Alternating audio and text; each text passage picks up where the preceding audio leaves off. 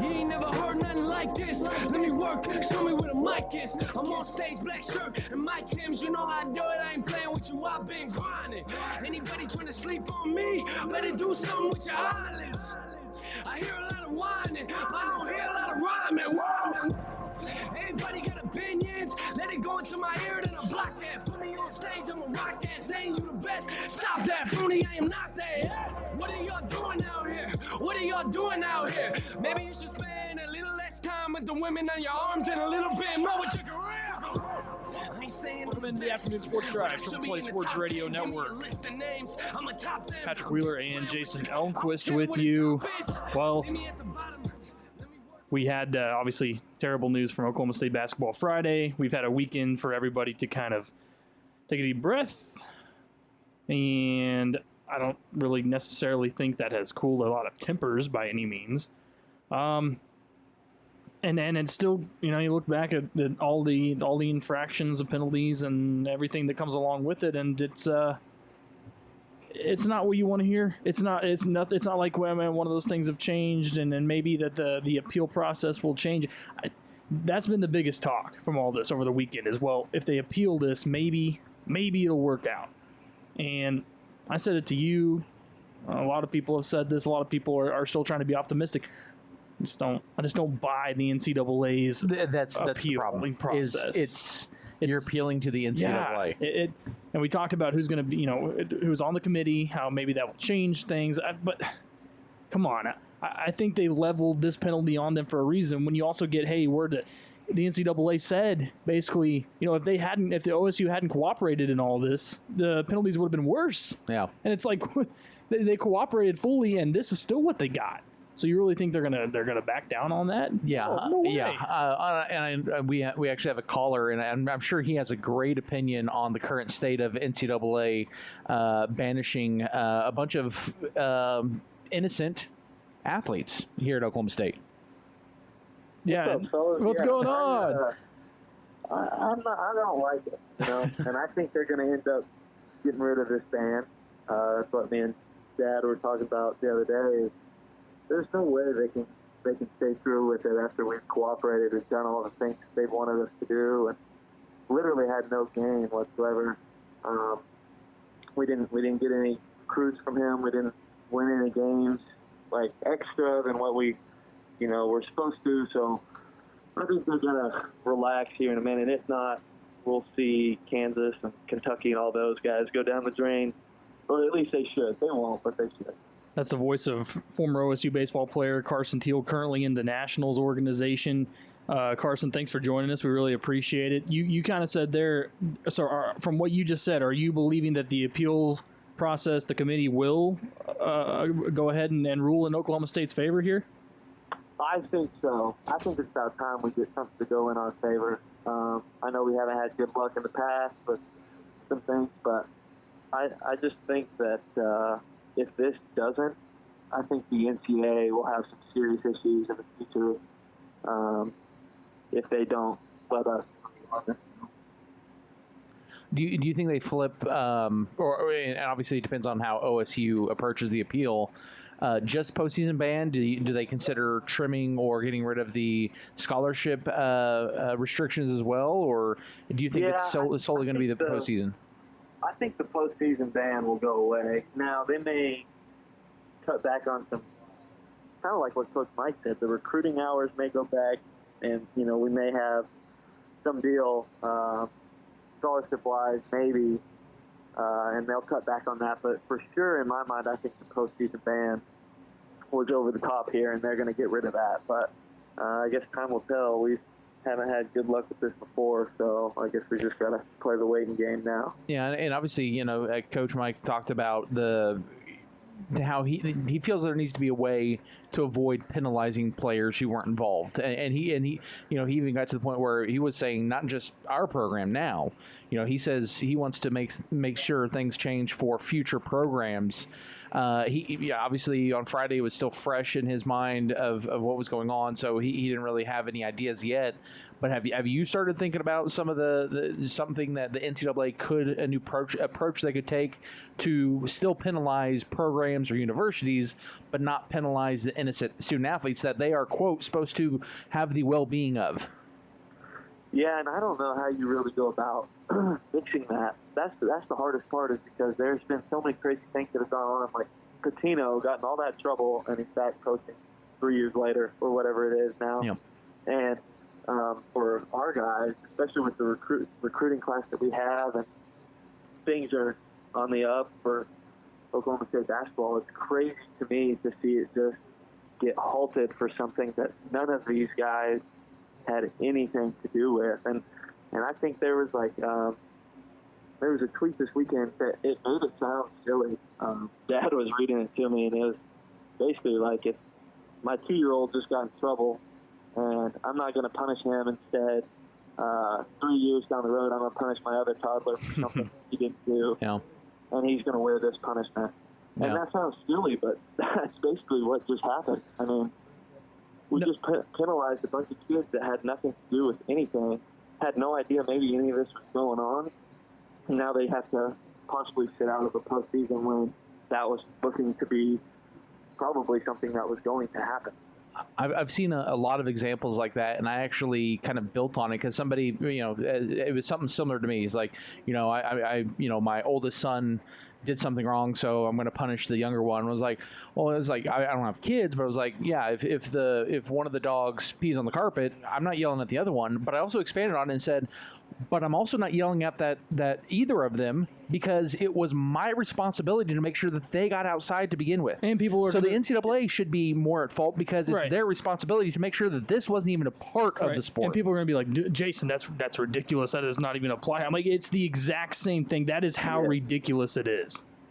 Yeah, and the thing is what kills me is that they say that we did all we could. We played our cards right during this whole time and did exactly what they wanted, but we're just going to go ahead and slap this ban on you and hope you guys have a great year, basically. Well, the one thing that I proposed in my column and then through a tweet also this weekend is, if you're supposed to be, again, as NCAA, you're supposed to have the interest of the students at heart. And when your spokesman of the committee says, well, the NCAA, we're always going to have innocent people affected, and we just know that's going to happen. Well, that's a problem. You need to change that thinking.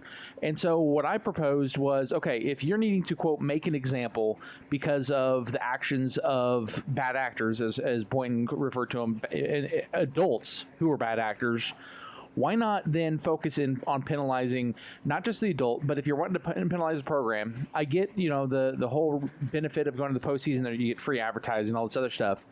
But what if you say, okay, if everyone involved is innocent, meaning the head coach, players, and all that had nothing to do with it, instead of postseason ban, we say, okay, you get to play, but all that money that the NCAA is going to hand over to you for being in the postseason, we don't hand it over to you now. Yeah.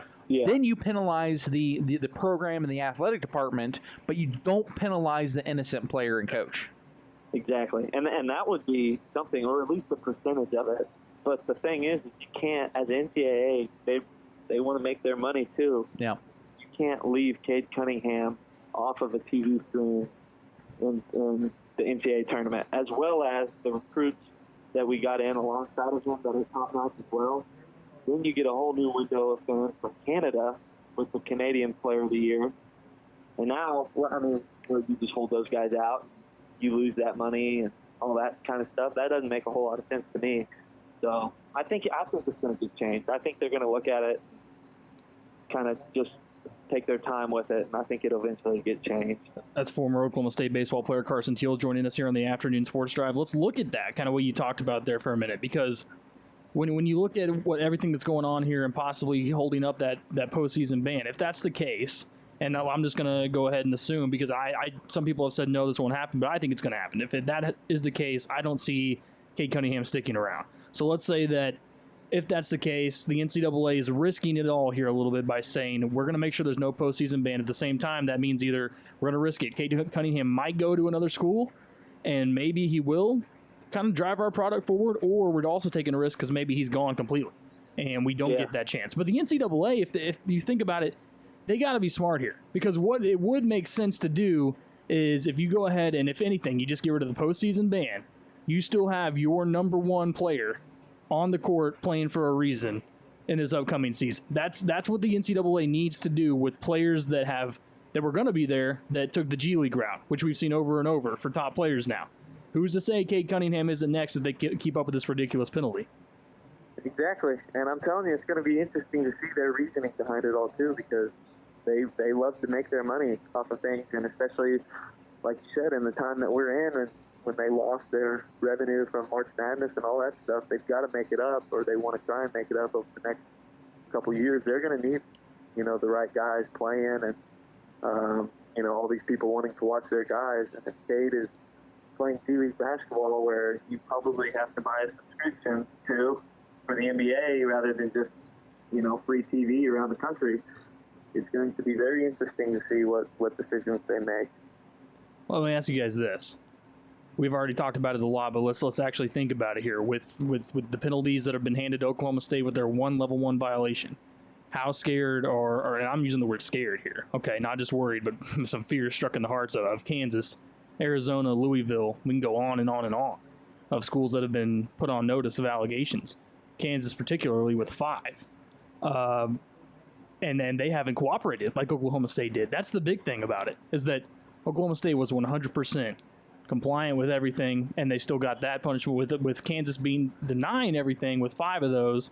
Shouldn't the book times 5 be thrown at them? But at the same time, a lot of people will look at it that way. But also from Kansas' standpoint, if you don't give them the evidence, they have no evidence to support their claims, and that's what is it right?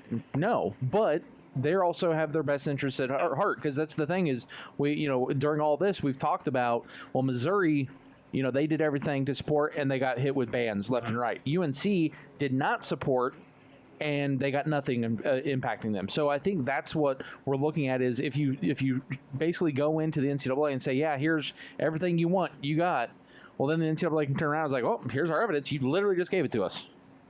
But at the same time, think about this. If they're going to look at Oklahoma State and Kansas have the same infraction, one team has to get in trouble, it's going to be us. They're not going to take Kansas out of this thing. Or if Duke and UNC and NC State, all three have the same deal, see, NC State, they're gone too. They're not going to get rid of their main guys. No. And for an up-and-coming team to possibly have a chance, they're going to go ahead and halt it early. That way they can keep Kansas and all those guys safe. I don't think they're scared at all. They've gotten away with this stuff for far too long, and now the first chance of an up-and-coming team, they're gonna shut it down real quick before other teams start to follow. Well, the interesting thing with Kansas as well is that they're going through that new IARP, where they can't appeal the decision, but it's also being talked about that it's likely that it's not your NCAA presidents and former ADs. Right. It's people on the outside. So maybe they don't issue as big of a penalty, but ultimately that's still going to look bad from a PR standpoint. Looking at the NCAA, I told you, Jason, a long time ago when this news kind of broke more about Kansas, was one of the reasons I thought they were denying completely here is because they have the resources and ability, and I truly do believe that they've cleaned up pretty well. Like, they may have had plenty of, illegal activity or infractions happening, but when it comes to making sure there's no evidence or a smoking gun left behind, I would have to think they do a pretty good job of that. And that's what we read. And it was one of the reasons that I believe that Kansas has a good shot at not getting as severely punished here, is because they'll be like, well, where is it? If you guys can't find it. And that's why we was reported over the weekend, Jesse Newell, again, a friend of the show from Kansas City Star, that they actually finally had came to an agreement with David Beatty for $2.55 million when for a settlement, when all they owed him to begin with was $3 million. Because and the argument from the Kansas City Star being made that Well, you probably don't want what David Beatty's is going to say to come out with, because he's involved in some of those infractions. It's obviously a lot of it's basketball, but there is one or two with football. So they're already kind of positioning themselves to shield themselves, because I think they came out Friday afternoon, like right after essentially all the OSU news. So I think that was almost kind of writing on the wall for KU of, okay, we got to make sure that nothing comes out from this, so we've got to settle now. Exactly. Well, I think that's going to be the case maybe even with Arizona, or maybe even with Louisville. I mean, some of these bigger schools, and I'm not saying Oklahoma State is this really tiny school over here, but my goodness, when you look at resources and everything that can be done legally, some of these schools are going to find ways out of it. Now, before we hit our break, let's look at this as well. I got to ask, because I want you guys to truthfully answer this. If it's all upheld and it's still the same, nothing changes, and there's still a postseason ban and everything, does Cade stick around? Does everyone else stick around? I mean, to some people it's a yes or no, but is it more than that? I think you're going to find out how good of a recruiter Coach Mike and all those guys are here in the next, however long it takes for them to find all this out. We already got 2 to stay. If we can get Cade to say, hey, you know what, I'll play here for a year, build this team, and get a few more guys in as well the following year, and then make a serious run at it. That right there would bring more money than, I think we would this year anyway. So yeah, time will tell. Time will tell. I guess my thinking is, and having conversation with Tom that kind of helped me with this as well, is first off, people will say, well, he can go to Europe and G League or whatever. Well, he already was offered the most money of anybody from the G League and already turned it down. So, I mean, unless they came back and were offering him millions, maybe he suddenly changes his tune. But he's already been offered a lot of money and already said no to that. Right. And then if the people argue, well, he wouldn't get to play in the postseason. Well, there's no guarantee Oklahoma State was going to get to the postseason. If he wanted to guarantee go to the postseason, he goes to Kansas or Duke or Kentucky, who are recruiting him and wanted him passionately.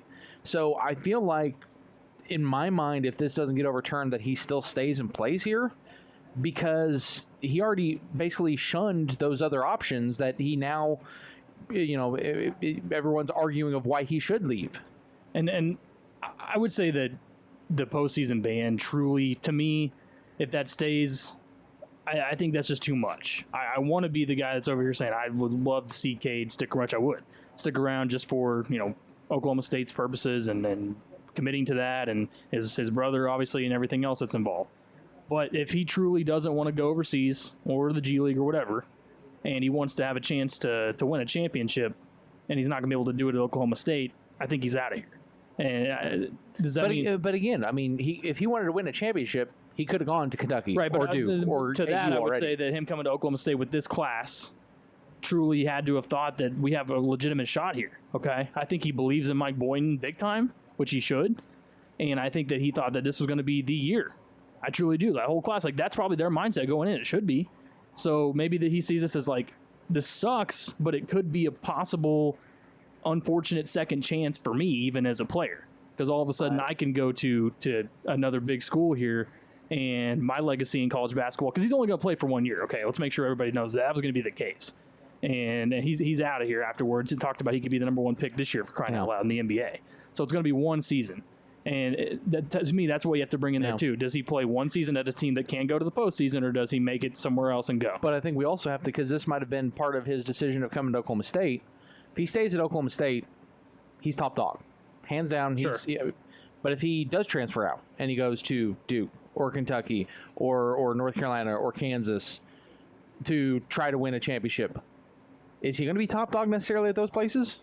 Not top dog, but he will get plenty of touches no matter where. Right, but is he going to see the media hype there than he would at Oklahoma State? Because if he goes off and does but at the same time, if he goes off like Trae Young did for a mediocre OU team, he's not going to get that type of I think recognition media wise if he's number 2 at these blue blood programs. Right. And Carson, tell me what you think about it too. But I think that if he's as good as advertised, and then it wouldn't matter really where he went. Right, but some of these coaches, don't look at it that way. Right. I think he's top guard or top dog wherever he goes. I do. I personally believe that just because all the hype coming out of high school. I think no matter where he went, he's going to be the guy. And I think if he's going to run the show as a point guard, he's going to be the one that's going to take the high. Like, he's going to be the guy that's on top, or he's going to be the guy that's on the bottom. Right. You know, bad game, he's the reason they lost. Good game, he's the reason they won. Yeah. And so I think regardless of whatever decision he makes, wherever he goes, he's going to be the number 1 guy in that system. That's Carson Teel. Carson, you plan on sticking around with us for a little bit here? Yes, sir. Awesome. We're going to get into some more of this, all this craziness with Oklahoma State, obviously, and then we want to have to get into some baseball talk with news coming out today of a brand new proposal, again, between players and ownership. We'll talk about all that. Much more to come here. Patrick Wheeler, Jason Elmquist, Carson Teel with you on the Afternoon Sports Drive. Showcase at the corner of 5th and Main in downtown Stillwater. StillwaterFurnitureShowcase.com. It's been a too long time with no peace of mind. I'm ready for the times to get better.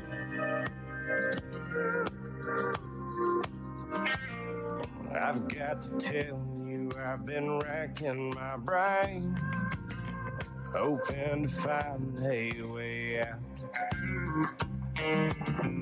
I've had enough of this continual rain. Changes are coming, no doubt. It's been a too long time with no peace of mind, and I'm ready for the times to get better.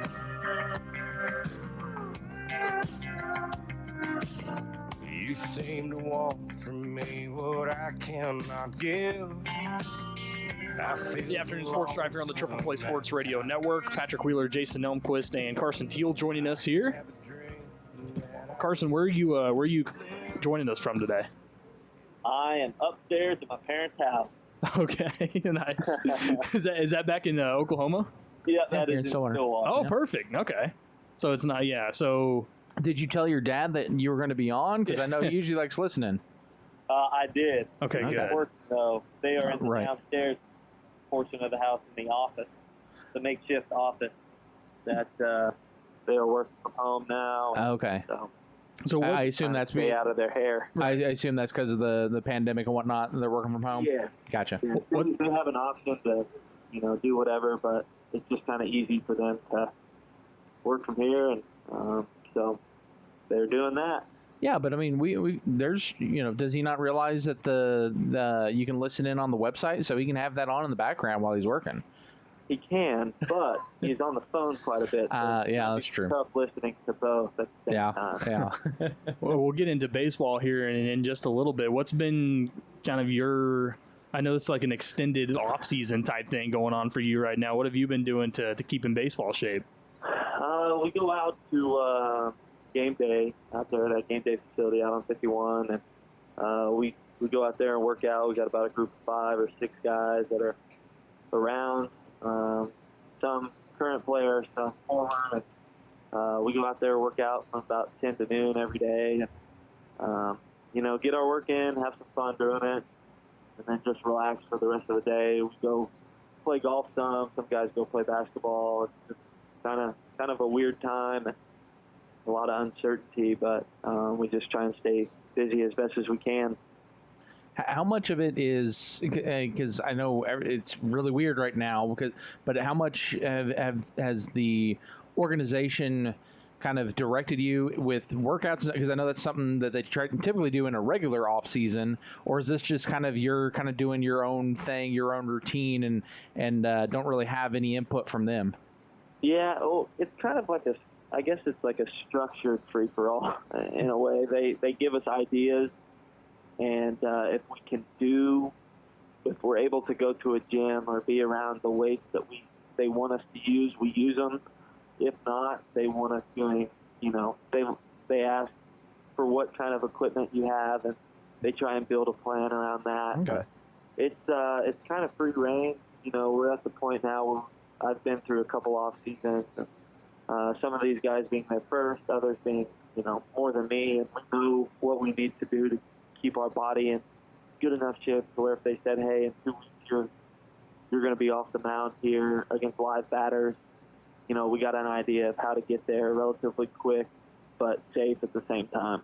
So, you know, it's kind of our own doing, and they're just here to, you know, help us out if we need anything. Now, and obviously for you, you know, talking with you and Trey and whatnot, there was obviously, I guess it's been about 2 weeks ago now, a little scare for some, and an actual worst case scenario for a lot of others within the minor leagues, with a bunch of organizations cutting teams, cutting players, stuff like that. What was that time like for you when you're hearing these reports and you're not knowing if that phone call could be coming for you? Yeah, it was pretty nerve-wracking. You know, I think I was telling my dad, you know, we got a couple guys released that I had known, and some of my friends have been released in other organizations, and he asked if I was nervous, and I said absolutely. And that's kind of crazy to say just because of the route I've taken and where I'm at in my career, but I think nobody's safe at this point in time, because if they have to make cuts, they have to do it to keep their budget okay, or right, to do whatever. So, you know, you just kind of take whatever, you know, information you get, and if it's your time to go, it's your time to go. And if you stay, you count your blessings and hope you make the most of it whenever the opportunity to play comes. Carson Teel joining us here on the Afternoon Sports Drive. Let me ask you this. With some of these summer leagues being cut completely for this year, and with minor league baseball looking like it's iffy to return and everything else, like you said, some of these players being released to save money, for some of these guys, how hard is it going to be for them to even get a chance to get back into the league? It'll be tough. It'll be really tough because right now nobody knows anything. So, you know, these guys don't really have a way to, you know, showcases or play in other leagues or do little things that would get noticed by scouts, or just little things like that take away, you know, chances for people. And so it'll be interesting to see here in, you know, the next however long, what some guys do to get back in somebody's organization, or, you know, how they do free agency deals, or little things like that will be odd with no surrounding independent ball leagues, or just, you know, random showcase tryouts, or whatever you want to call it. So it'll be extremely interesting to see what happens. Obviously, we'll get to the contract talks and whatnot for the major leagues, but you were one of the fortunate organizations where, first off, the major league guys were talking about, hey, we'll pay the salaries for the minor leaguers, and then ultimately the Nationals organization ponied up and said, no, we'll take care of it. What was that moment like, that feeling like, seeing both sides kind of come together to support the you know, the future essentially of that franchise? That was pretty cool because, you know, it showed how much that we actually mean to those guys, and you know, they were, as Doolittle said, they were minor leaguers too. You know, they've been through the grind of, you know, not making what they make now, and they've seen what it's like down here, so they wanted to help us, make us feel like we were part of the organization.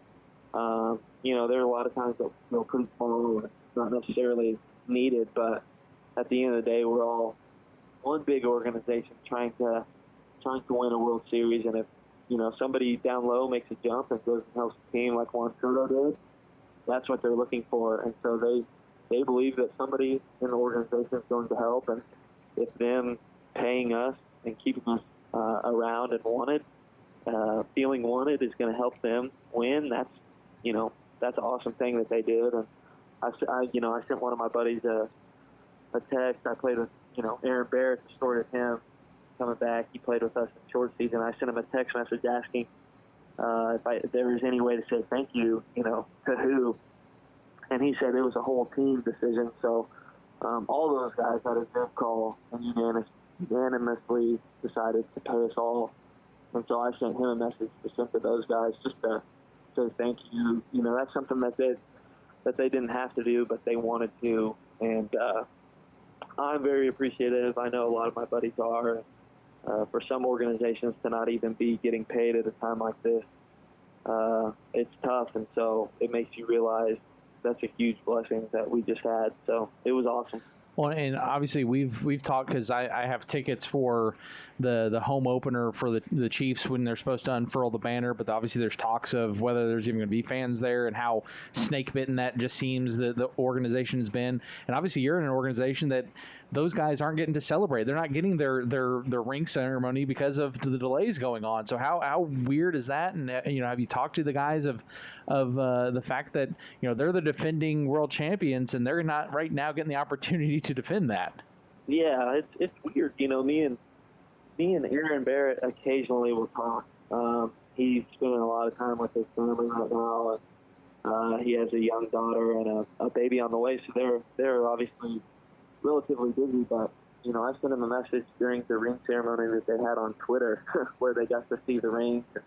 I told him how cool it was, and it's a bad deal because they should be getting that in a full stadium, people screaming and full stadium.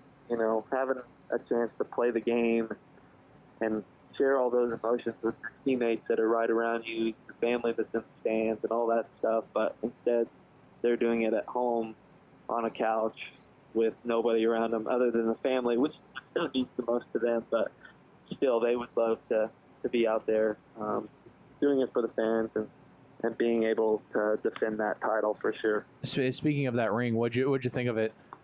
That was unbelievable. That was, I wish that we got like a half a size of that thing just for being in the organization, but that blows any ring that I've ever seen out of the water. So hopefully one day there's a chance to get one of those bad boys in your possession. What was your favorite aspect of the ring? I was a fan of the fact that they actually paid tribute to the Baby Shark stuff. I think that was my favorite. I love that little deal. I figured they would have some writing or something, but to have the full shark in there, that was pretty cool. I think it was weird how they added all those diamonds and all that stuff up. They kind of searched for that, but I mean, all those were really cool to have on there, and the different colors. Explanation of what that stuff was they went into a lot of detail on all that. And I remember when we were in state in high school, we were planning on how we wanted our ring to look, and I mean, we had like a 20-30 minute conversations with the guys from Johnston's. I can't even imagine what kind of conversation that was to make a ring of that size, have all those little details in and out of it. I probably would have fallen asleep during that thing, but that was incredible. Well, you mentioned your own ring. Obviously, senior year here at Stillwater High, you guys win state championship. Was there anything special you guys put onto that ring? Because obviously it'd been, 40 years since the program had won a state title in baseball? Yeah, we put our name inside, and we had like our motto, and just being able to. It was small. Obviously, we're on a little tighter budget in high school. Yeah. All that on that thing. So we didn't go into crazy detail, but little things like that are something that's pretty cool to have, just to be able to put your team motto. And, one of our teammates, his brother had died throughout the year, so we got to put his initials in there with the number of our teammates. So it was pretty cool to have that little piece in there on it. But, in college, I think we had 2 or 3 rings that we'd gotten over our time here, and so I've got quite the collection, but I don't know if you add up all those diamonds on those rings, if it still equates to the amount that was on that ring for the World Series. But, like I said, I guess that's a motivation factor, so hopefully one day you get to create one of those of your own. It's not just a piece of metal to you? No, and I think, man, for a teammate to he may need to start rethinking that, because I don't know if he knew exactly what he was saying at the time. So. Well, when does he? I mean, let's be honest. That is true. Yeah. That man is struggling right now. Oh, man. Nothing's getting solved. Yeah. That's a bad thing for the sport. That's Carson Teel, Jason Elmquist, Patrick Wheeler with you on the Afternoon Sports Drive. When we come back, we're going to talk to Carson about the MLB's latest proposal and see if he likes it or not. That's next on the Afternoon Sports Drive. I don't want to wait for our life.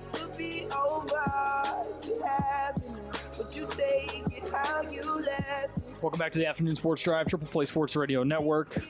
Patrick Wheeler and Jason Elmquist and Carson Teel with you as we continue on here, wrapping up the hour number 1. We haven't even really got to talk to Carson yet about the new proposal. I know that, Carson, you're probably the same with us when it comes to looking at all these proposals. It's like, it's just mind-numbing at this point. It's like, come on, we gotta get one done.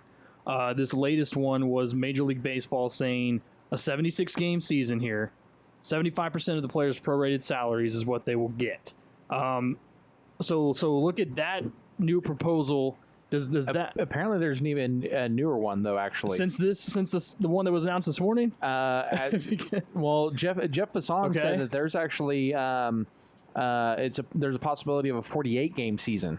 Well, yeah, I'd read that was going to be the. I think if they hadn't come to an agreement on that one, that was going to be the next thing. Yeah, so let's start with the. This is crazy. Let's start with the 76-game proposal first. And Carson, does this one make about as much sense as any of the proposals that have been made so far?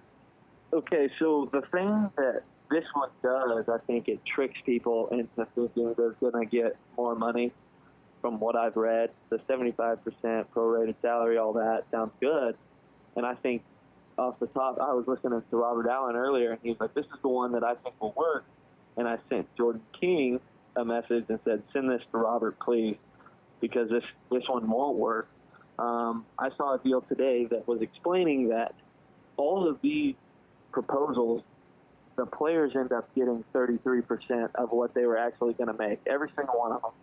So they're changing the number of games, and they're changing the way that they're going to get paid, but all of it ends up being the same amount in the end, and that is what I think they are struggling to close on is, they're not getting anywhere with the money-wise. They're just upping the games or lowering the games, and in the very end, they still get the same amount of money. So this one seems appealing, but at the end, it's just the same thing covered, with a different look.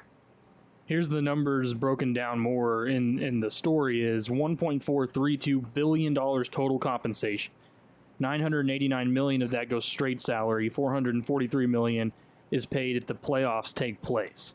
On top of that, the league would also want the season to end no later than the end of October. Does that also make sense, maybe? Because to me, I get that part. You want to try to finish it up before a possible second wave could occur, because if it does occur, it's going to be in that flu season time. So does that part make sense? Yes, and I guess the reason of a possible second wave, but also for the fact that, after October 31st, the weather is no good pretty much anywhere. I don't know if you play a team in the Northeast, you're going to have a tough time staying warm regardless of how many heaters you have in your dugout or anything like that. So I think obviously they're looking out for the health and well-being, but they're also trying to get it done before cold weather hits. And baseball is not, it doesn't look good anymore. You want warm weather where guys are throwing hard, they're loose, guys are hitting the ball real far. You don't want softer throwing and more broken bats. And that's not appealing to the eye.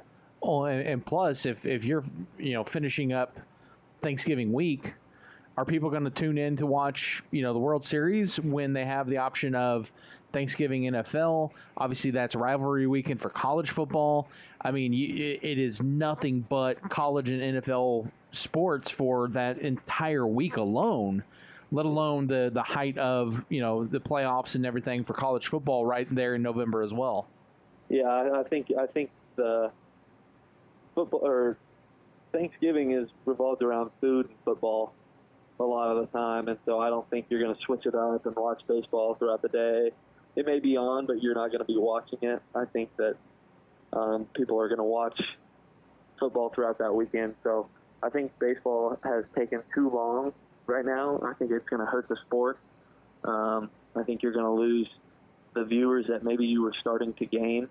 But now that we had a chance to be one of the first sports back, we can't work out a deal, and now we may be one of the last sports back, and everybody else's focus is going to be somewhere else. I'm going to read off the last couple of tweets from Jeff Passan from this and kind of get your guys' reactions. He said, every day that goes by without an agreement, the length of the season drops. And after hearing from players already about this proposal, the prospect of a 48-game season is looking likelier. They've been asked to respond by Wednesday, according to sources.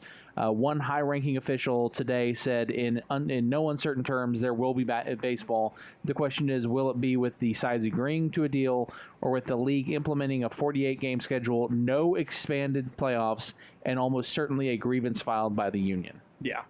I just don't know if the players will even think that that's worth it. Right.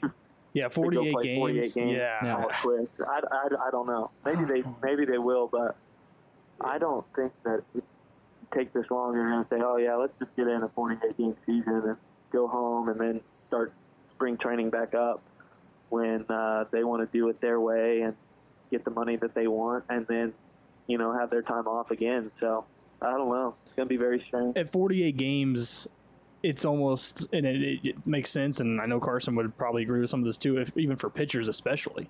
It's like, why? Why in the world? Yeah, why would I go out there for that amount of pitching time, of throwing, and then all the hitters are like, why would I go out there and possibly risk injury for 48 games? Are you kidding me? Yep. It's Exactly. not. It's not worth it. So to me, and the crazy part about it, it's funny now because it's like, remember when the owner said, "Hey, we're not responding. We're done."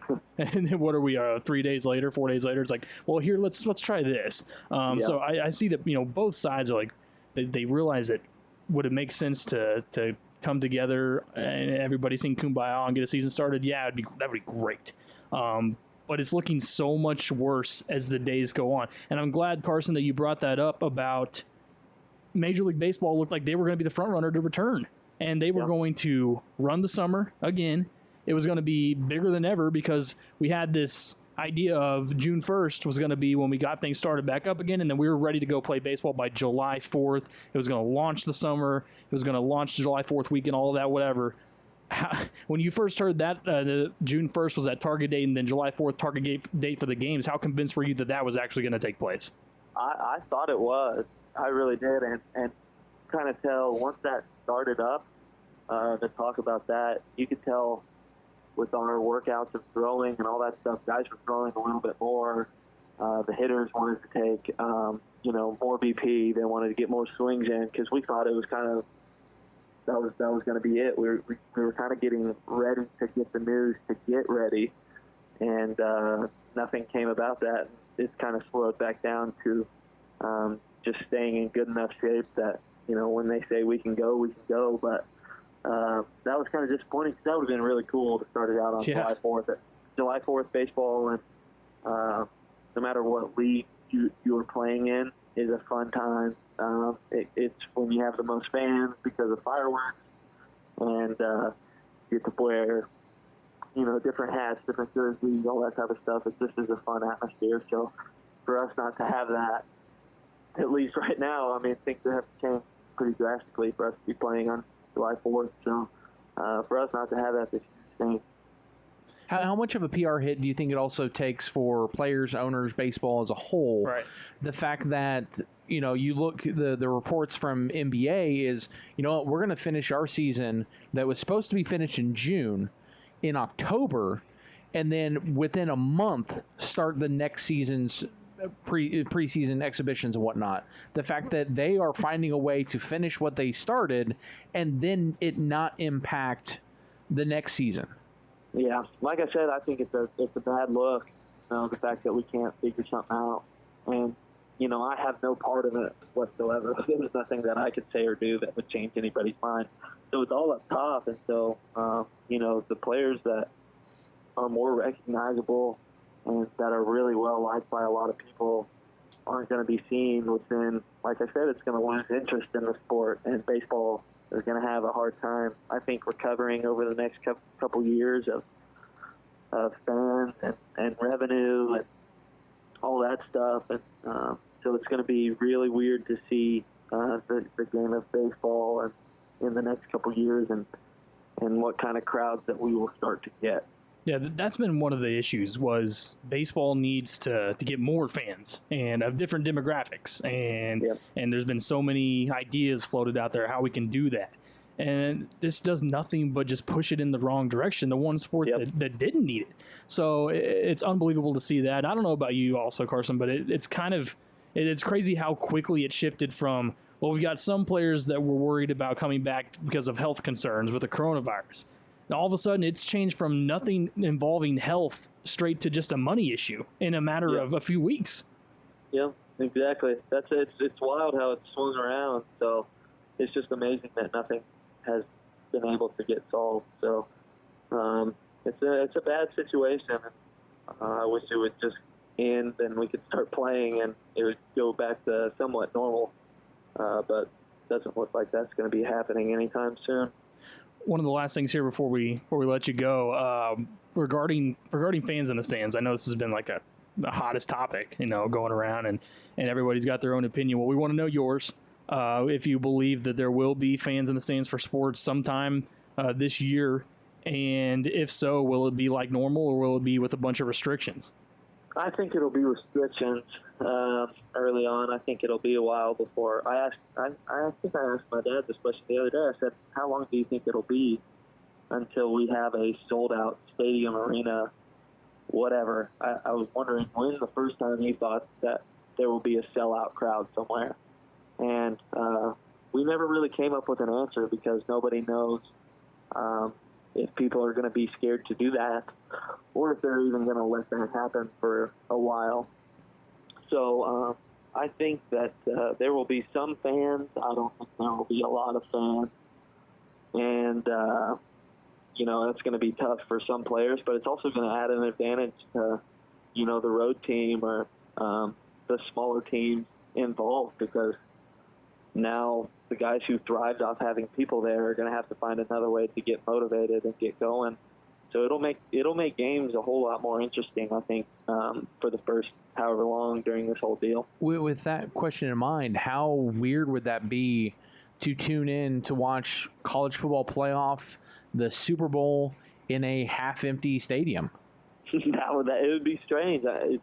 It's weird, but it's funny seeing the Korean baseball league. Yeah. They have those stuffed animals out there. That makes it fun. That makes it interesting to watch. And they put different animals in different spots, and start making like animal towers or something crazy to keep people interested in seeing what's going on in the game. Why is that elephant swinging around from the roof now, or something, something like that. Yeah, SpongeBob had front row seats the other day, I saw. Exactly. SpongeBob and his family was there. Yeah. He had his little kids, and Patrick was next to him, and it was a great deal. So that keeps it interesting for people to watch. Well, I know one of the German soccer league teams is actually you can pay to have your likeness put on one of those figures cutouts, in their stadium. Is that something that you would consider doing for one of your favorite sports teams? Absolutely not. I'll let them know I'm watching from home, but I am not getting my face put on a dummy over there. That's funny that they're doing that, but I don't think I would do that myself.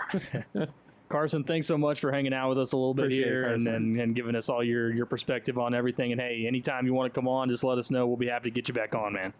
Yeah, thank you guys very much. I just hope that throughout this whole time with everything going on, just keep it in the forefront to spread love always and be a light to others. So I appreciate you guys. Absolutely. Well, thank you. And we're going to get to hour number 2 here in just a minute. When we come back, we'll talk more about OSU's basketball mess right now they have going on. Crazy story out of Major League Soccer and much more regarding college football. All still to come here on the afternoon Sports Drive. Yeah, that's what I've been on. Yeah, that's what I've been on. Yeah, that's what I've been on. Yeah, that's what.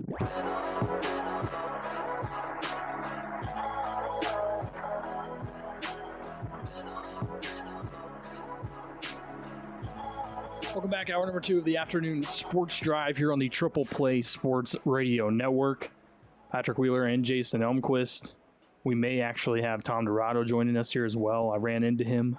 He's never really too far from the studio. I figured out, so I can always, even if I have to go outside and then find him, I'll find him. So he might be joining us here. I know we joke about Tim the Mailman being the mayor of Stillwater, but it's easily Tom. Yeah, he should run. Yeah. Has that been brought up to him before? Because I feel like at this point he's retired. I don't think he can. But he can. He has enough joy yelling at the neighbors to stay off his lawn that he doesn't need to tell the whole community. I think. Doesn't need to try to make a law about it instead. Okay.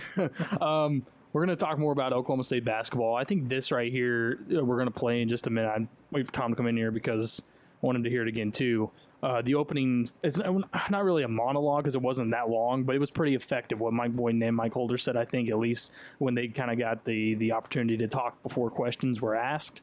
That was one of the things I remember hearing about first when that news dropped. And it was from fans, and people around here, we better expect a ticked off Mike Boyden and Mike Holder. And if we don't, then what are we doing here? And I think they got that. I mean, they're clearly, visibly frustrated and upset. I think Coach Boyden handled it about as well as you would expect with that bombshell of the news, including on top. It sounds bad to say, but it'd be one thing if it were every other year type of class, okay? But this was an historic class. Right. In Oklahoma State, and it still is. I'm not saying that it's disbanded, but and all that. So it has. You throw that on top of it, you're like, he did a pretty good job there. Well, and we also have to. I think we also have to keep in mind of this. It wasn't a. He pretty much laid it out to us. He didn't know 2 days before what was coming down. He found out that morning, and instantly went into the office. He was like, "Hey, we need." Sat down in the office, and then he basically had an hour window to call all of his players just to inform them because he said he wanted to make sure that all of them knew from him and not from Twitter. Which is extremely important. Yeah. People don't need to overlook that. Yeah. Because how would you feel being on that OSU basketball team getting an update from ESPN? From completing that of telling them, he only had about an hour and a half to 2 hours to really try to process things. And who knows? That entire time he might have been talking to other coaches or to Holder. So like by 1:30, I don't know if he actually had time to truly process what was being laid out. And yeah, I mean, on the surface you can look at it and say, man, no postseason, this, that, and the other. But you're trying to keep it together because that's the thing. Is like one thing I think we can all say in the 3 years that he's been the head coach. He's been a great leader because he has, and he mentioned the fact that he has been through a lot, and it was brought up to him about everything that has been thrown at him. But even despite all that, and even when it seemed like, okay, this year he's going to finally get the opportunity, his guys, a great recruiting class to prove what he can do, and he gets cut off at the knees. And his response wasn't about, oh yeah, woe is me. It was this is wrong for the players. And then his response was, I'm going to be successful. Yeah. And I think that's what I was most impressed is it was not a woe is me type mentality as we're going to have success here at Oklahoma State. Right. And one way or another, we're going to find a way to succeed. Yeah. I'm sure within the NCAA guidelines. You're right. Yeah. That stood out with me as well. Because there could have also been really easily, he could have come on and said, this is BS. Of course, this is what happened to Oklahoma State. This stuff always, he could have gone that route too. But it was immediately, I've tried to get in touch with my players. I've tried to make sure and tell them that, hey, we're going to fight this. Don't give up on anything yet. And at the same time, he said, I've also already been in contact with my number one player here coming into this season and told him, you got to do what's best for you, and I'm going to support you 100%. Yeah. That was important. Yeah. Because there also could have, during that question, very easily could have said, I'm going to do everything I can to get him to stay right here. Yeah. No matter what. No, it was what he thinks is best and what his interest is going to be my interest. I was also interested because I included in my column for the news press his mentality late in the press conference because we had about I think ultimately it was an hour between the two Mikes and Chuck Smirt. At the end, towards the end, one of the last questions asked to him, and it kind of built into not only do I want to see change with penalizing my innocent players. It was I don't want any other program to have to fight this. And I think that's an important thing. And hopefully he does lead the charge on that, because it isn't fair. And you know, we've always said that. You know, we've been saying it for decades. Why is it fair to penalize? You know, that's why ultimately they started including show clauses. Right. That way, guys like Rick Pitino couldn't just leave a place in absolute ruins and not be affected by the next place he goes. Let me ask you this. If nothing changes here, does OSU go as far as a university as to trying to get back at the NCAA on out of their jurisdiction? We're talking about at a federal level or something like that, trying to file a lawsuit. Well, and that was asked. Smirk didn't really go into it because obviously there's an appeals process now, but that could be something I think they might consider. Yeah, I think that's been thrown around, and I don't think it would be a huge surprise. Because that's the interesting thing in all this, and you know, and I know Woodruff came in and said, you know, they stayed within the bylaws, and that's fair. I get that. I understand that, but we also need to point out the fact that because I listened into all the press conferences on Friday for the first 10 minutes, and throughout the entire 30 minutes in which we talked to the spokesman for the NCAA committee, there was only one name mentioned. One name. And it is not the man who's getting the brunt of this penalty. Right. And he's getting a 10-year show clause, which we knew he's not going to be coaching anymore anyway. Yeah. So that was just, that to me is a slap in the wrist, where everything else is piling on OSU. Oh yeah, it's like Lamont Evans threw a match that was on fire onto OSU, wiped his hands and walked away, and was hardly ever, you know, punished for it. Because you can be like, well, he spent time in jail. From what he was going to get. 3 months, yeah. I mean, that's what he got. From what he was going to get, and the money and all that as well. Like, come on. And then the ruins he left behind. Okay. So I understand, too, what Jordan was talking about with us off air earlier was, you know, look at the bylaws and read all that. It does have to, you know, does the punishment fit the crime on that with the bylaws? Yeah, but that's fair. But for the players that aren't involved and the coaches that aren't involved, okay? And ultimately, Oklahoma State. Now, it's like, come on. And that's why I mentioned in my column, because the big thing is, and I get bylaws and they're important and whatnot, but if you search, what is the NCAA's mission statement? It is one sentence only is their mission statement, and it is to make sure that to be careful or to secure the well-being and success of student athletes.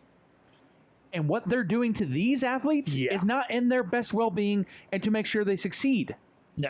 And I think it's going to, even for some of those looking in from the outside right now that aren't Oklahoma State fans or whatever, they're like, you know what? They probably deserved it, whatever.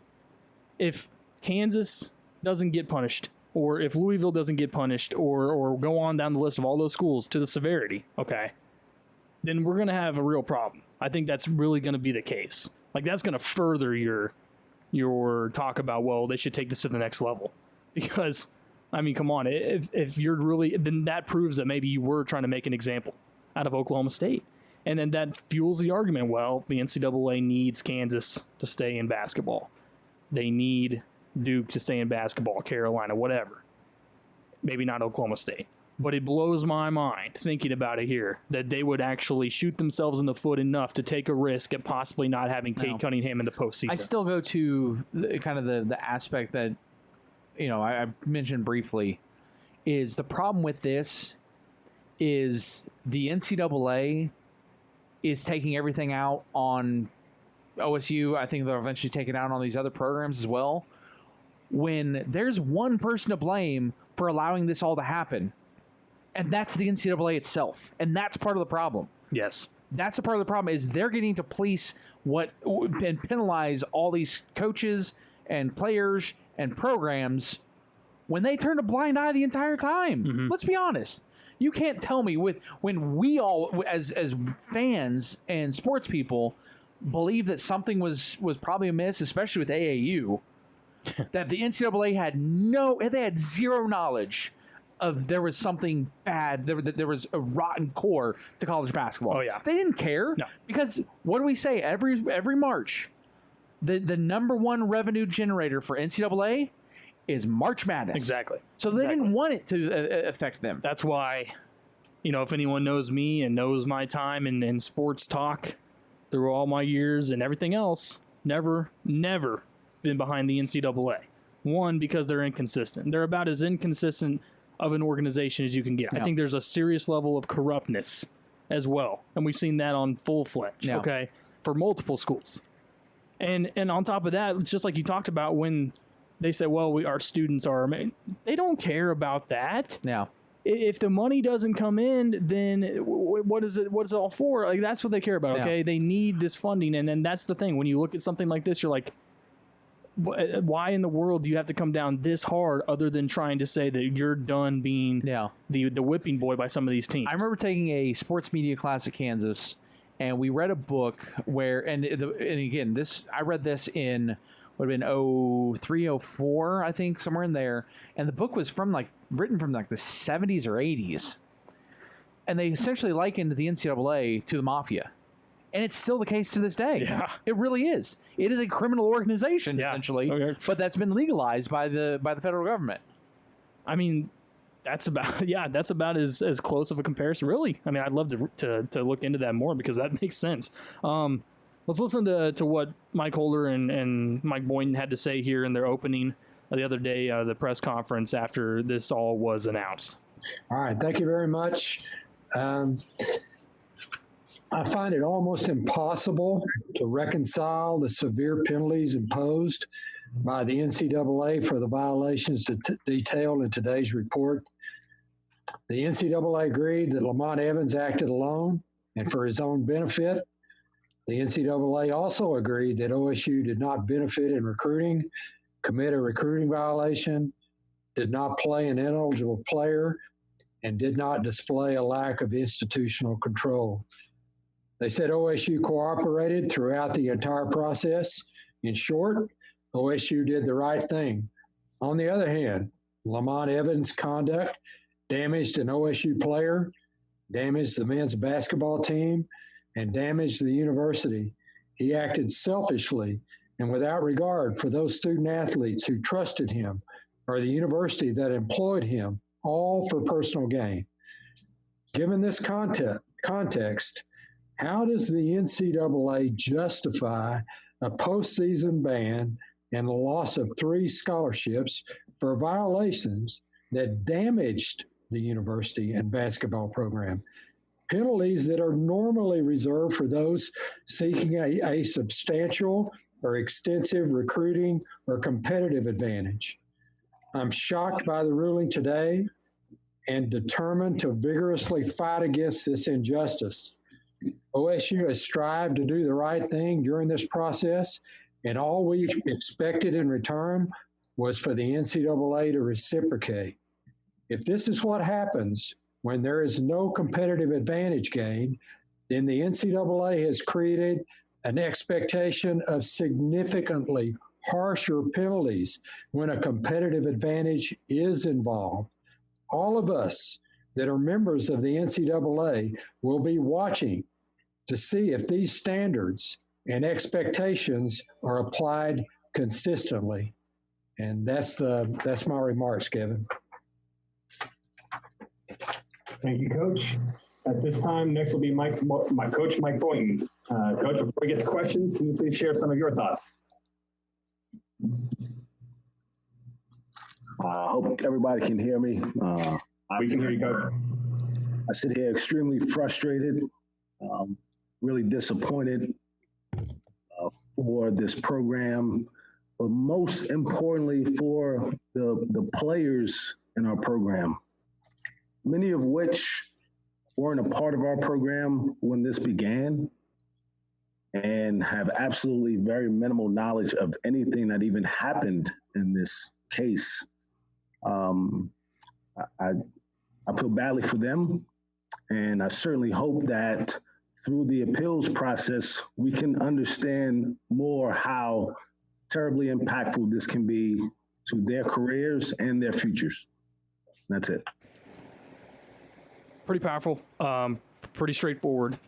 I think what this does, and you heard it there, what Mike Holder said. We did everything that was asked of us, and it didn't change anything. Because and I said that through that whole process of them helping out in the investigation and being compliant, well, in the back of their heads, they were thinking, this is going to absolve us of any severe and really harsh penalties. Like, we're doing what they ask. It's like, it's crazy because here's another, it's like this. The cops come to you and some assault has happened, okay? They find the guy that did the assault, they prove it, but then they tell you, well, it happened in your house, so you're also going to get punished. Oh, by the way, since it happened in your house, you're going to get punished even more. And he's saying, well, it doesn't make sense. Yeah. Oh, and in regards to the whole cooperating, technically, all based on them, the whole guidelines that they look at and whatnot. It sounds like Oklahoma State did get somewhat of a benefit of the doubt for helping out, because apparently in the guidelines, a typical scenario would actually be a 2-year postseason ban. And then so they at least gave leniency in that regards to limiting it to just 1 postseason ban based on NCAA guidelines. Even if that's the case, I still don't see, to this argument, what it makes to me here is, why help out? Why in the world would you help out? I know that Tom has said that before as well, as might as well just fight and deny it, kind of like what Kansas is doing. Yeah. Well, things are a little different in this day and age, though, where there are more rules in place where you have to cooperate, okay? Back when I was claiming, I was raising my hand saying, hey, if you got something on us, come find it. That was back in the 80s. It's a whole different deal now. But I still feel the same way. If you're that hell-bent on investigating a school and you think you've got the goods on them, well, then go find the goods, okay? And you did see, okay, what it cost us by cooperating, what it gave us by cooperating was they were going to give us 2 years probation in an NCAA tournament and postseason. So we cooperated, so they made it 1. This is I'm sure you guys talk about it. I don't want to repeat what you said. So, but, my 2 cents is 3 cents maybe. I think we just need to kind of sit on it a bit and see what happens, because the appeal is going to be exact. Do I think it's going to change the minds of people? No, I really don't, because, and here's why. That group, whoever they were on that first committee, the infractions committee, they didn't just come together, 9 guys and women, whoever was on that thing, look at a couple pieces of paper and say, oh, we're going to put Oklahoma State, we're going to do this for Oklahoma State. We're going to make they can't go to the postseason. They didn't do that. They exhausted you. If you go back and read, and I think Jordan was telling you, I mean, there are reams of paper on the investigation that they have covered themselves with. Here's what they appealed. Here's what they want. Here's what we did. Now, could it happen where it gets reduced? I mean, anything's possible. But I do think that the committee, from what little I've read, I think they were right on with what they did according to the bylaws. Now, we can argue whether the bylaws are right. We can argue whether they should have discretion. But until the bylaws and a lot of things in the NCAA are changed, and you don't have to look any further than right there on campus, Oklahoma State is a member of the NCAA. If there are 5 bylaws you don't like, then you mount a charge within there to get it changed. But as long as you sit there and go, I'm going to get this fixed, this is not right, then you haven't done anything, because they cried about this in the 80s and were still complaining the innocent get punished. Well, they do. But nothing's changed in 40 years. Yeah, well, to that severity. I mean, when they talk about it was going to be 2 years, it's like it should never, for that though, it should never have been 2 years. According to the bylaws that they went by, I have to think, I mean, I'm not a conspiracy guy, man. I don't think they sat up there and said, we don't like Oklahoma State. I don't believe that either. They looked at what was given to them, and they can't get past, and they're not going to get past. And Oklahoma State knew they weren't going to get past, because that's why they self-imposed a lot of stuff. They're not going to get past the fact that a member on your payroll paid a player. You can't get by that. Whether he was rogue, whether he was there, whether you knew it, you didn't know it, whatever, he did it. And Oklahoma State has to wear it. As somebody who's worked in an athletic department, with the idea that I came up with, to possibly protect the innocent players and whatnot in a process like this, and I'm saying this is not just with this team this time, like a permanent change. of, because that's the thing I think a lot of people are taking and looking at this is the fact that there are players when the players, incoming players, not just Cade coming in, but this top 10 recruiting class coming in, we're all freshmen in high school when this happened. Yeah. Why are we penalizing them? How can we protect them? Would something like saying, okay, instead of a postseason ban, any innocent players, coaches are allowed to play in the postseason, but that money that was supposed to be granted to the university for being in the postseason is no longer granted to them. And then you penalize the program still. Yes, they're still going to benefit from being in it and getting free advertising and stuff like that, but the big money, the money up front, they're not going to get. And that's ultimately the biggest thing, I think, coming out of a postseason ban. I mean, yes, you could do it that way. And I have made this argument when I was in the department. I mean, and as I said to Casey earlier today, some of my compliance colleagues over the years, and we've had some heated discussions because I don't believe that innocent people should be punished for the deeds of others. I really don't. But as it was explained to me, the university wears it. I mean, it's on the university. Whatever thing that goes wrong in the athletic department is a direct reflection of what goes wrong with the university. Because the university is not just the athletic department. If something goes awry in engineering, something goes awry in the business school, the university bears it. They have to wear it. And I think the terminology was from the spokesman the other day was OSU has to own it. So, yes, that could work, but it seems like now they issue the punishment plus a fine. And so they're getting the best of both worlds, but they need to find a way to be fair with the administering of punishment. But I will caution you here. And this is probably hanging around some of my compliance colleagues over the years, not every case is the same. You cannot broad brush, well, if they gave Oklahoma State 1 year probation and they can't, and 3 years, and they can't play in the postseason, then Kansas ought to have 9 years. It doesn't work that way. And Kansas decided to go a different route with the legal, the analysts, the sports management people, lawyers.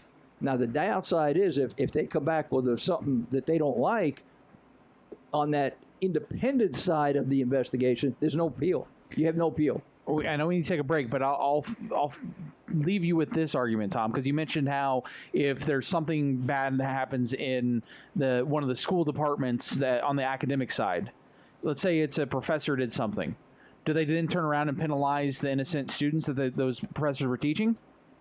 No, they don't. But you're not dealing with the same entity. Again, but are these not student athletes? That's the thing I think NCAA forgets. Is these are supposed to be student athletes. But according to the bylaws that could have been changed for the last 40 years. Yeah. And they weren't changed. They're following what the bylaws say.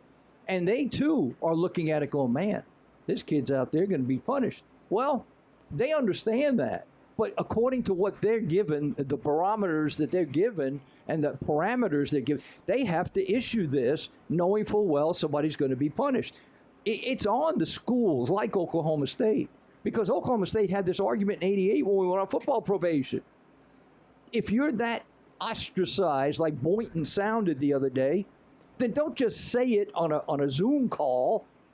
We're going to do something about it. Find a way to do something about it. Yeah. You're a member of the NCAA. Yeah. Well, but you know what happens, though? You only look at it when it affects you. Yeah. I think the NCAA, they have to know, though, as well, that those bylaws are corrupt. They are outrageous. They're products of votes by the NCAA membership. Okay. Yeah. Well, they don't just come up with this thing on their own. Right. No, I know they don't. But you're never going to absolve the NCAA of some wrongdoing here to me, completely. Because they are behind it. Okay. Well, the committee is behind it, but you do have due process, if you will, to appeal, just like you do in a court, really. Yeah, and but the judge doesn't always give you relief. Right. But what I'm saying is, we throw the NCAA into a vicious pot, and we generalize them. But you got to remember, it's not just 10 people who get together in Indianapolis. Right.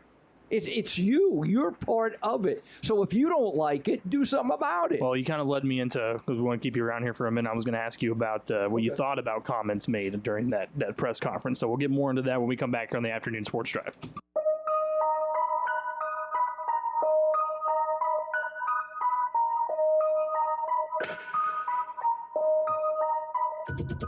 Yeah. Levitating off the blacktop. Used to struggle getting started, now I can't stop. Used to be the quiet kid in the sandbox, now it's hands up every time that your man rocks. They ought to stop me coming in again. You mad? You thought we were synonyms? Too bad that's the water you're getting in.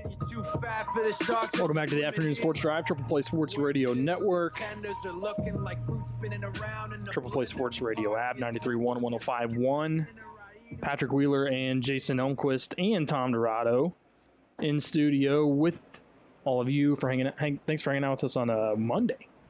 Already feels like a Wednesday. It does. It already feels like a Wednesday. Wow. Yeah. It was Wednesday, we had 2 hours together. Yeah, we're looking forward to it. I think we're going to be Yeah, but then we forward. wouldn't have had Carson, and we enjoy that much more. The world according to Carson Teel. I didn't hear it. So We obviously opened with the OSU stuff, but the rest of it was all baseball, which obviously he has a little more knowledge of than you right now because he's actually entrenched in it. I said they're going to play, so I'll have to stick to my word. He was, what was interesting was because I think now he's kind of like, well, like we are, but he was the same way, just like we all were when they had us all hoodwinked with the whole June 1st going into July 4th thing. He also believed that. And that looked like, if you remember correctly, that was the time everyone was like, MLB, they're going to come back and save us all. And yeah. Not as long as there's money to be He also decided. He also agreed. He's like, it was crazy because it was all about this health thing. Well, and then it changed into a money thing pretty quick. Yeah. Yeah. Well, it was always money. It was the help and the money. Well, you're right. Yeah, that's true. Talking OSU basketball here. We played before you came in here I guess it's like a mini monologue that they kind of had there opening statement. Yeah, is a better way to put it with Mike Boynton and Mike Holder there. You've already heard it all. I know. Sir. What did you think initially of the response? I think Mike Holder's comments were about almost 2.5 minutes, and Mike Boynton's was about 45 seconds. Well, I think you heard the immediate raw shock. Yep. Because nobody I had talked to in the department over the last month or so thought they're going to come out with nothing. I mean, they knew they're going to be punished in some form or fashion. But I think they were all staggered when it came out, no postseason. So regarding that, I think you heard Holder pretty much speak his mind, to say the least, on what was going on, what he thought, what they're going to do, how he could not understand this punishment. And that was about as demonstrative, I think, of a statement or whatever you want to call it, reaction from an Oklahoma State athletic official that I've heard in a long time. But I think it was the immediate, I'm not happy with this, to say the least, and I'm going to let people know. And Boynton was a little bit more introspective, I think, about how this is going to affect his kids, how it's going to affect this program. I do know this, and what else? This is for your fan base. You want to have your coach and your AD come out and sound as mad as one could be. Mm-hmm. I mean, that's what you want to hear. Yeah. And petitions floating around. But I can tell you none of this is going to make any difference. I mean, what's going to make a difference is if the appeal is crafted well enough to cover and show some precedent or lack of a punishment like this for what this was. Now, keep in mind, they said, well, nobody's ever done. Well, they haven't had an FBI, to my knowledge, they haven't had any FBI investigations that NCAA dovetailed into and then went on their own and got after people on the NCAA level. So, yeah, it's unprecedented, no, for sure. No FBI wiretaps and things like that going on. But, all the rhetoric, and let's face it, everybody who gets hit with a probation or a punishment from the NCAA, their athletic director stands up and says, "Hell, I'm going to fight." Now some just say nothing and say, "Well, we'll just accept it." But I don't think that they feel like that they were wrong in this deal. Now, how that's going to be interpreted in the appeal? Do they just go after the postseason and not go after the other stuff? Do they feel just mad as hell that we don't warrant any of this?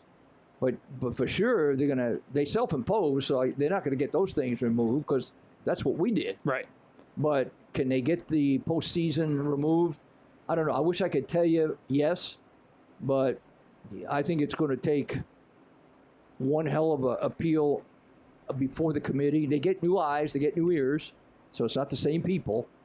But I'm curious because I think we're kind of uncertain.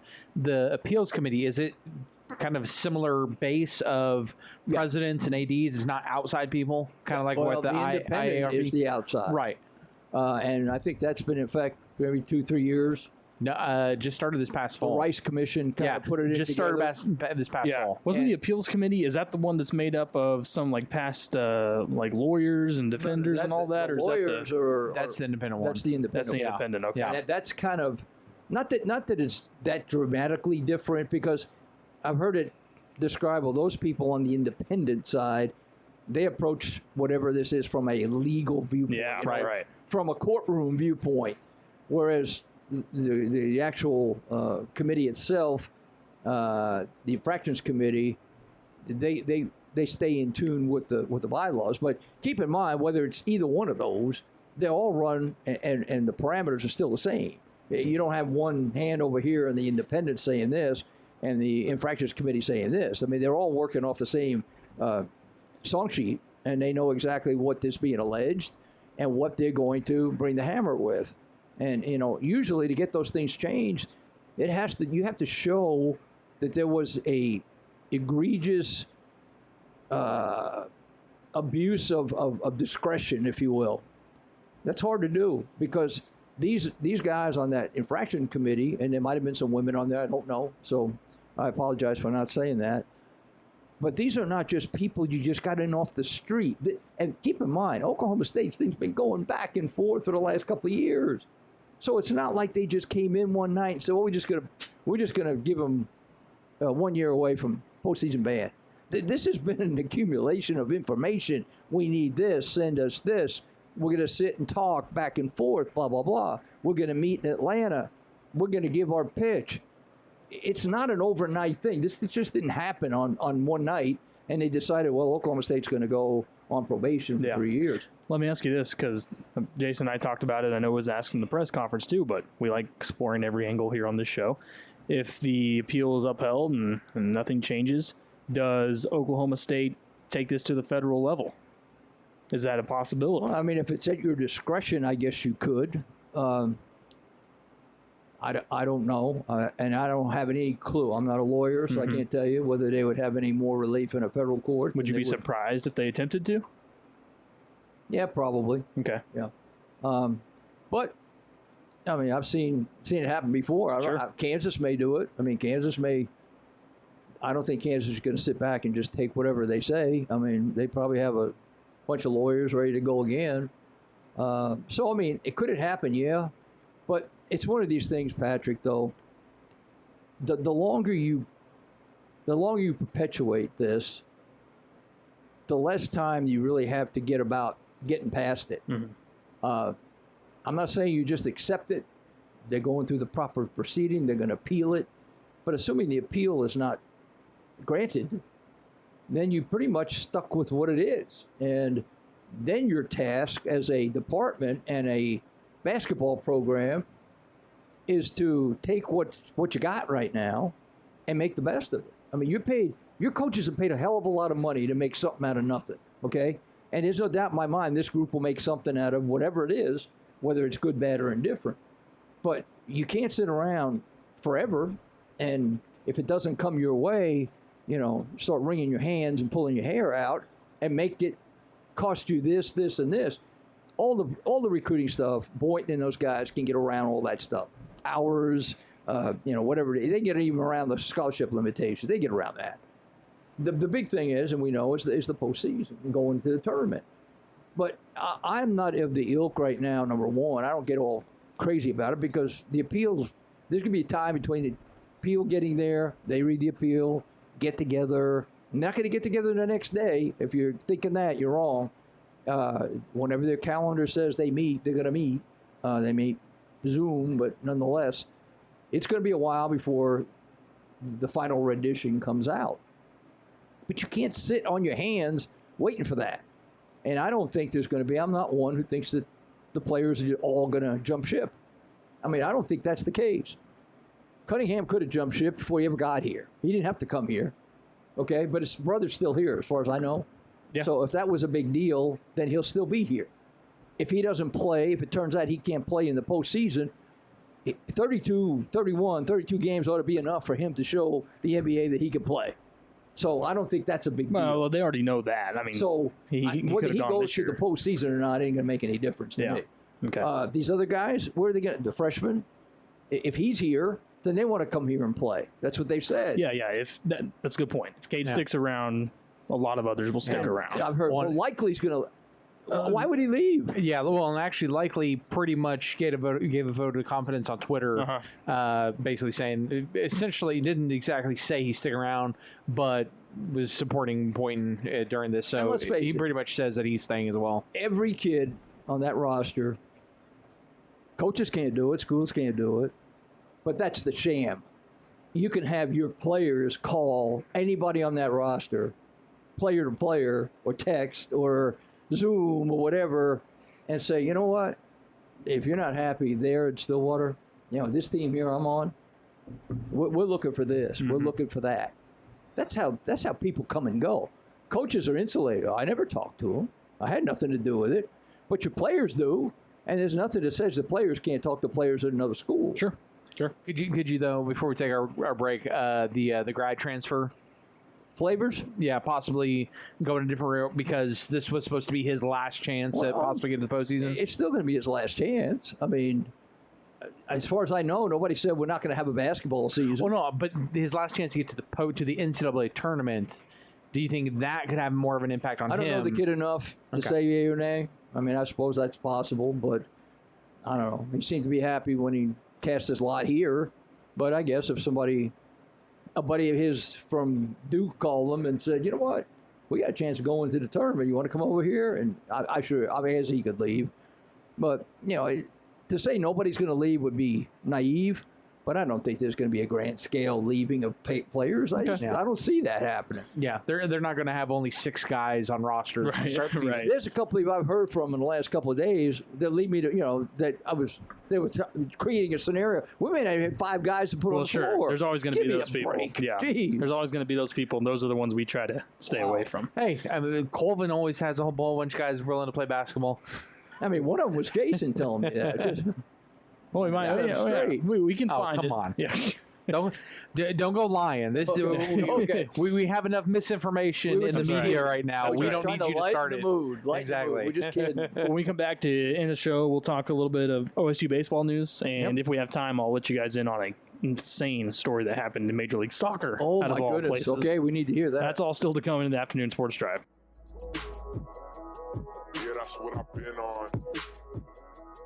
Yeah, that's what I've been on.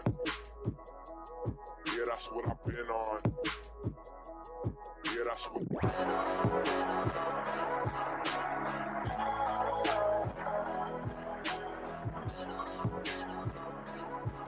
Welcome back. Wrapping up the afternoon sports drive here on the Triple Play Sports Radio Network. Patrick Wheeler, Jason Elmquist, and Tom Dorado. So I went out there and I found Tom because I know you're never really too far from the studio. Well, I was actually having a great conversation with a couple of guys I think you know. Chris Norris used to be the guy who ran that Christian University Spirit. Known the Norris family forever. We're trading kid stories, and his kids are all grown up and doing big things now. Jack Easley, who he's out there walking, but it doesn't look like it's doing any good. If he's shedding any pounds, he probably puts them back on when he goes home to eat. I hope you heard that easily. But got a chance to talk, and so that's where I was, and I forgot that you said, come in. So Yeah, that's how I said it too. Come in. Yeah, it was just like that. Very good. Easily still with the women's program, Yeah, right? uh-huh, Okay. yeah. Okay.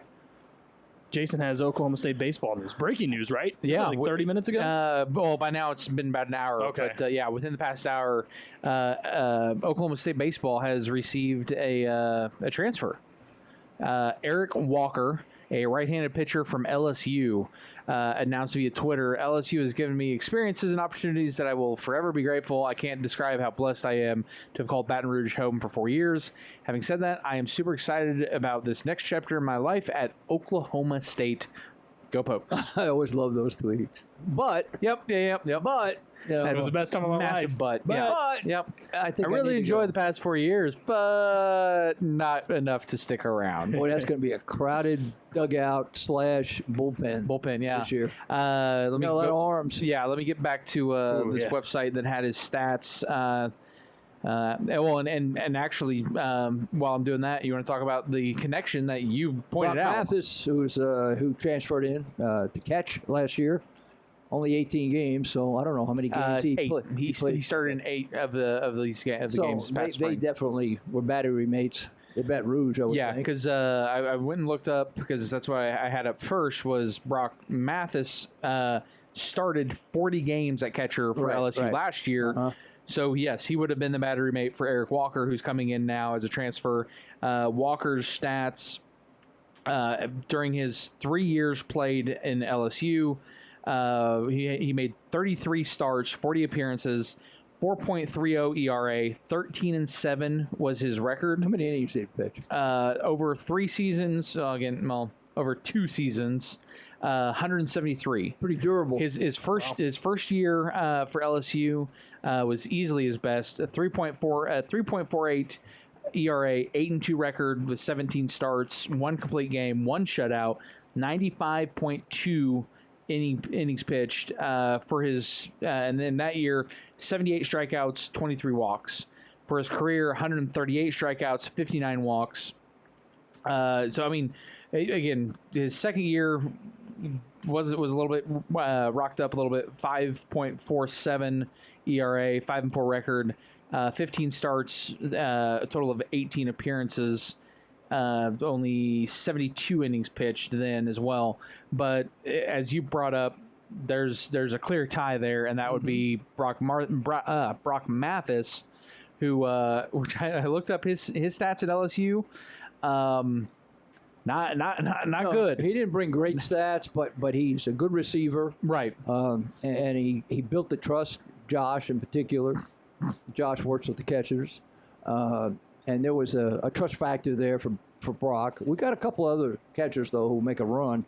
This sounds like a pitcher, though, just never having seen him, don't know anything more than you just said. Sounds like a pitcher, though, that Robbie would like, Robbie Walton, the pitching coach.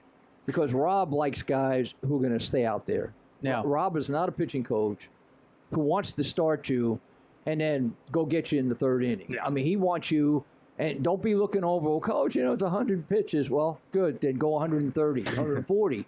You're not pitching for another 5 days, so let's see what happens. So this sounds like kind of a durable guy that would fit right into what Rob Walton likes to put on the mound.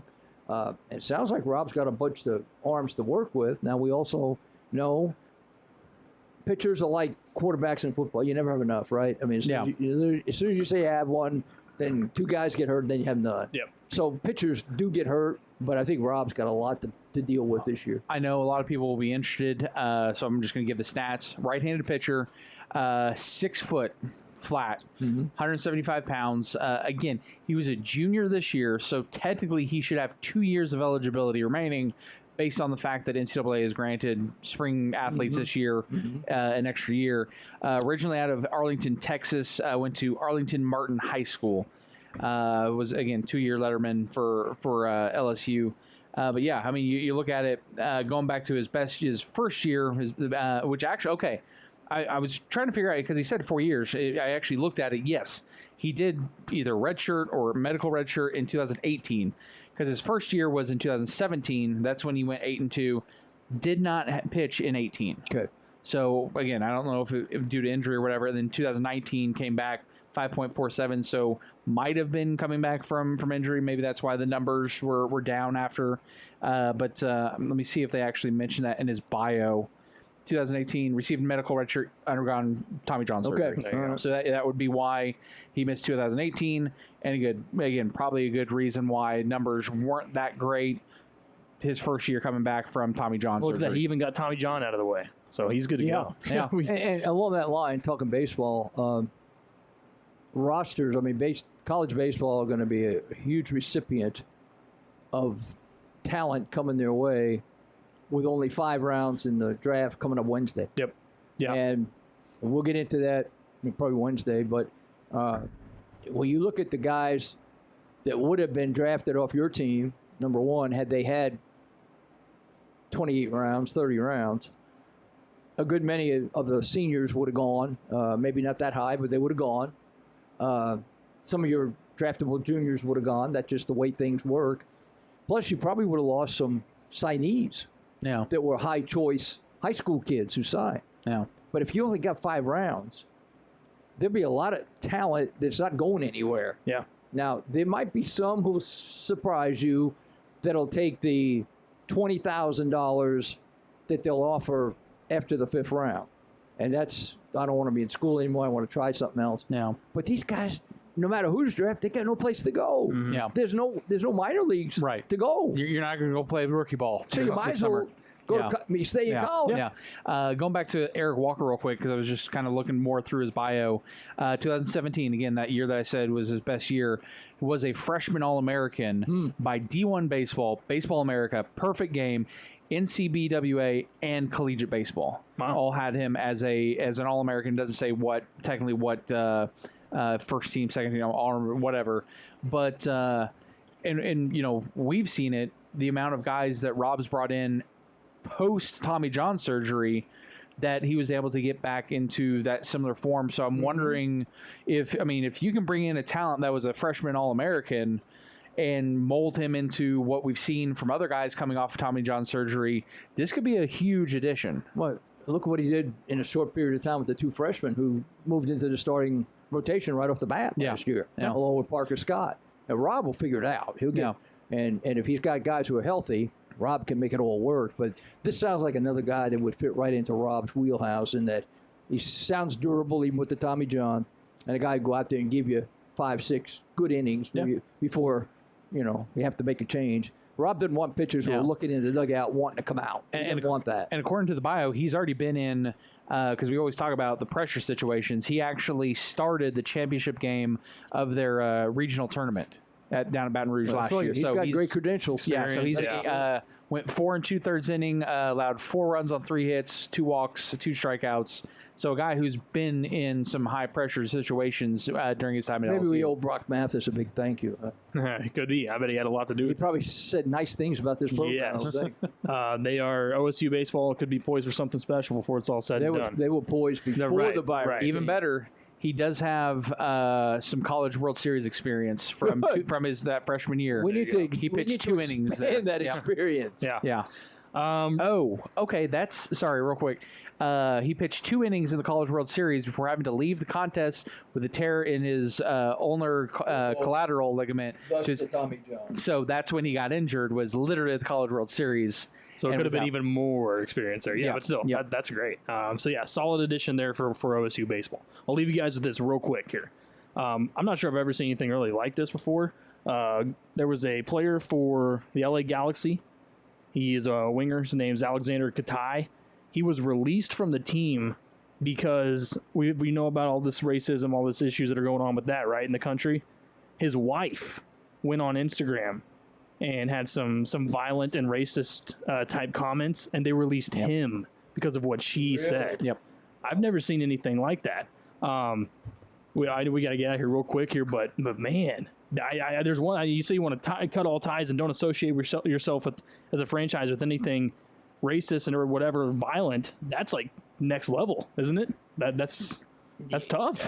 You got to be aware of everything that your organization, no matter what it is, we're talking sports here, the people, your players, their families, what they say.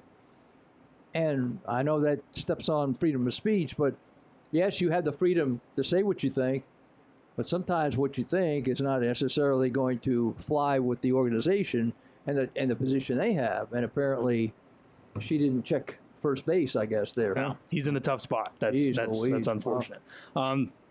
That's going to do it for us here on the Afternoon Sports Drive. Big shout out, thank you to Carson Teel for joining us. That was great, everything he had to say there. Tom, thanks for stepping in on your technical day off from us as well. So yeah, it took me out of the heat on our conversation there you go. with those guys. Yeah, so we appreciate that. Jason, as always, I'm Patrick Wheeler.